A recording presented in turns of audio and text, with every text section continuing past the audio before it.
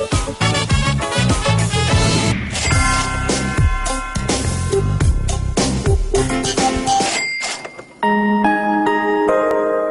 naman maginahawa ng konti ang buhay ni Aling Susana.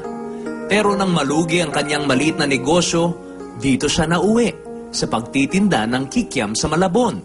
Nang mapanood niya ang tungkol sa pamaskong pangkabuhayan ng Bayan Productions, nabuhayan ng loob si Aling Susana. Pinangarap niyang magkaroon ng disenteng food cart. Kaya sumulat siya sa amin at ikinwento ang kanyang buhay.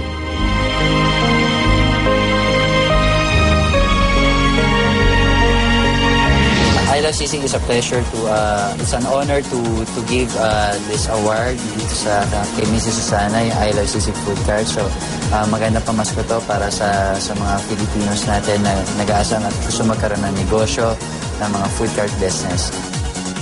Kaya sa unang beses na pagkikita ni Aling Susana at Mr. Andrew C. ng I Love Sisig, excited si Aling Susana at halos speechless. Lalo na nang dumating na ang moment na ini-award na formally ang isang food cart worth 50,000 pesos sa kanya.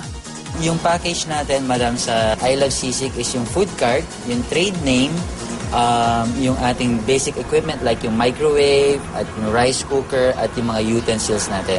So in regards sa mga supplies, no, so si Ma'am Susana will be ordering from us, no.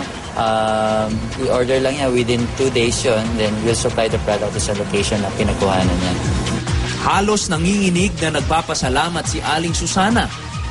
Nagpapasalamat po ako kay Sir Andrew C. sa Island Sisig sa pagbibigay sa amin ng food cart at sa kabuhayang swak na swak sa Bayan Production po. Siyempre, pagkatapos ng maikling awarding ceremony, ipinakita agad ni Mr. C ang I Love Sisig food cart na kagaya ng kanyang matatanggap. At pati na rin ang certificate na katibayan ng pagiging isa niyang franchisee. So again, congratulations to Miss Susana Lafuente. No? This is the certification of I Love Sisig for Miss Susana. So, ma'am, congratulations po. Thank you very much po. Merry Christmas, Happy New Year. Binigyan din kaagad ni Sir Andrew ng hands-on training si Aling Susana sa paggawa at paghahanda ng sisig.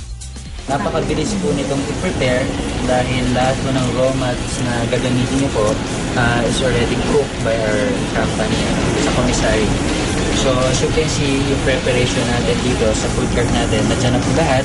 We have the green chili, we have the onion, we have the calamansi, we have the red chili naman, at yung chicken at yung pork natin. So, pinapakita ng ating crew dito kung paano pag-prepare ng ating sisig.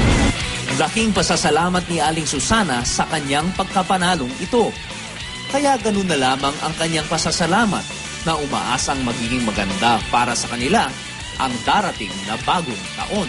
Ito po ay magandang regalo sa amin ngayong Pasko at ito po ay ang simula ng aming panibagong negosyo at karagdagang pangkabuhayan sa amin. Marami pong salamat at Merry Christmas po.